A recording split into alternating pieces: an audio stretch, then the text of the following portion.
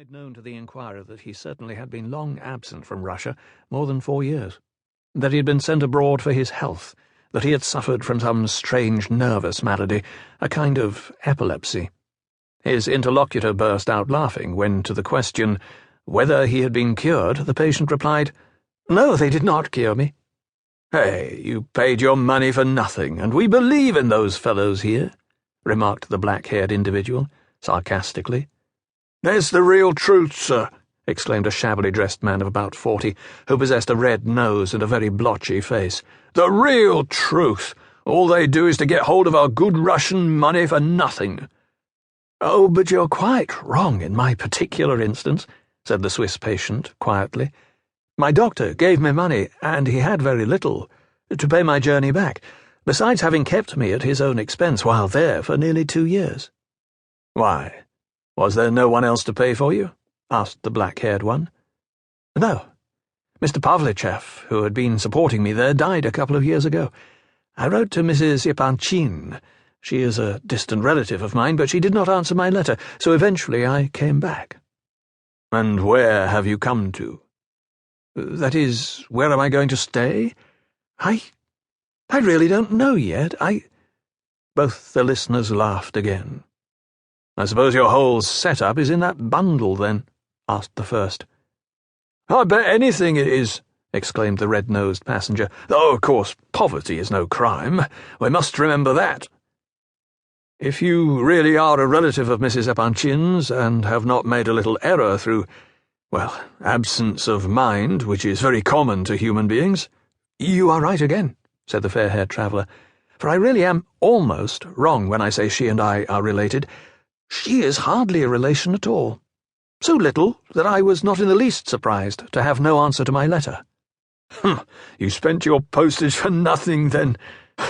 You are candid, however, and that is commendable. Mrs. Epanchin, oh yes, a most eminent person. I know her. As for Mr. Pavlicheff, who supported you in Switzerland, I know him too. At least, if it was Nikolai Andreevich of that name. A fine fellow he was, and had a property of 4,000 souls in his day." "Yes, Nikolai Andreevich, that was his name." And the young fellow looked earnestly and with curiosity at the all-knowing gentleman with the red nose. During the latter part of the conversation, the black-haired young man had become very impatient. He stared out of the window and fidgeted, and evidently longed for the end of the journey. He was very absent. "Excuse me," said the red-nosed man to the young fellow with the bundle rather suddenly. "Whom have I the honour to be talking to?" "Prince Lev Nikolaevich Myshkin," replied the latter. "Prince Myshkin? Lev Nikolaevich? Said the clerk thoughtfully. "The name, I admit, is historical. Karamzin must mention the family name in his history, but as an individual, one never hears of any Prince Myshkin nowadays." "Of course not," replied the prince.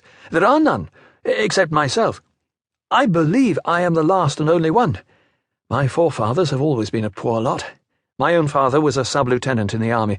I don't know how Mrs. Epanchin comes into the Myshkin family, but she is descended from the Princess Myshkin, and she too is the last of her line." "And did you learn science and all that with your professor over there?" asked the black-haired passenger. "But I learned very little," added the prince, as though excusing himself. "They could not teach me very much on account of my illness."